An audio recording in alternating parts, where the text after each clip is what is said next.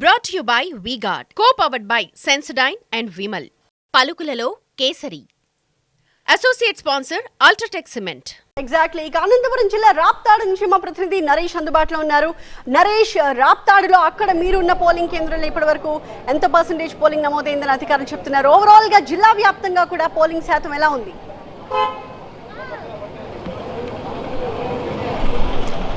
ఉదయం నుంచి కూడా అనంతపురం జిల్లా వ్యాప్తంగా చూసుకున్నట్లయితే మాక్ పోలింగ్ కంటే ముందుగానే ఓటర్లందరూ కూడా పోలింగ్ కేంద్రాలకు చేరుకుని తమ ఓటు హక్కు వినియోగించుకునేందుకు క్యూలో నిలబడిన పరిస్థితి. అయితే 7 గంటల తర్వాత కొన్ని చోట్ల మాత్రము ఏవైతే ఈవీఎంలు మొరాయించినప్పటికీ కూడా పెద్ద ఎత్తున ఓటర్లు మాత్రం ఈసారి బారులు తీరిన పరిస్థితి కనిపిస్తుంది. ప్రస్తుతం మనం రాప్తాడులో ఉన్నటువంటి ఒక పోలింగ్ కేంద్రం వద్ద ఉన్నాం.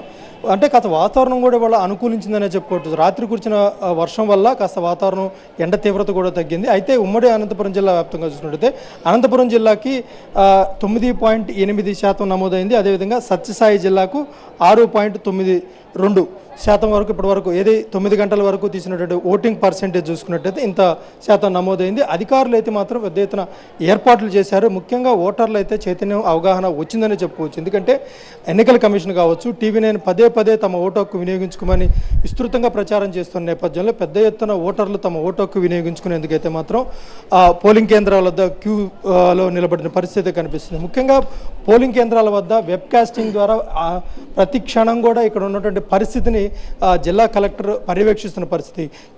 సీసీ కెమెరాలు ఏర్పాటు చేసి కమాండ్ కంట్రోల్ ద్వారా ఇక్కడ ఏ ఇన్సిడెంట్ జరిగినా విత్ ఇన్ ది 8 minutes లోపల పోలీసులు కావచ్చు, అధికారులు కావచ్చు ఇక్కడికి వచ్చి సార్ట్అవుట్ చేసేందుకు కూడా ఏర్పాట్లు చేస్తున్న పరిస్థితి.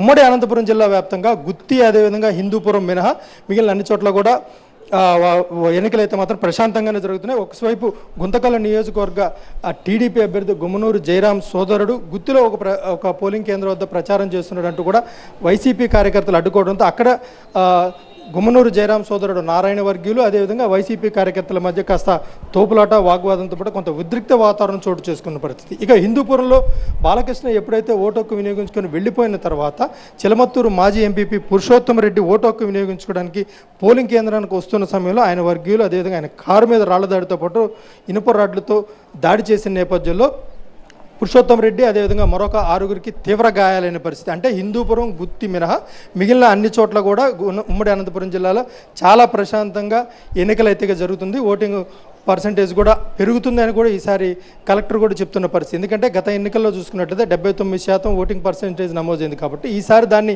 85 నుంచి 90% పెంచేందుకు ఎన్ని రకాల చర్యలు తీసుకోవాలో అన్నీ తీసుకున్నాం. ప్రజల్లో అవగాహన కల్పించాం. ముఖ్యంగా రాప్తాడు అంటే ఒక సెన్సిటివ్ నియోజకవర్గంలో కూడా ఉదయం నుంచి పెద్ద ఎత్తున ఓటర్లు మాత్రం తమ ఓటు హక్కు వినియోగించుకునేందుకు బారులు తీరిన పరిస్థితి కనిపిస్తుంది. ఇప్పటి వరకు అంటే 9 గంటల వరకు చూసుకున్నట్లయితే అనంతపురం జిల్లాలో 9.8, అదేవిధంగా సత్యసాయి జిల్లాలో 6.2% పోలింగ్ నమోదైంది. Right, thank you Naresh. So ఇప్పటి వరకు అంటే 9 గంటల వరకే నెంబర్స్ తీసుకున్నప్పటికీ 10 లోపు పర్సెంటేజ్ అంటే కొంచెం తక్కువ కిందే మనం చూడాలి. ఎందుకంటే చాలా ప్రాంతాల్లో ఇప్పటికే 16-17% పోలింగ్ కూడా ఆ టైం వరకు రికార్డ్ అయింది. But maybe in hours to come పుంజుకుంటుందని ఆశిద్దాం. Brought to you by V-Guard, co-powered by Sensodyne and Vimal. పలుకులలో కేసరి. Associate sponsor UltraTech cement.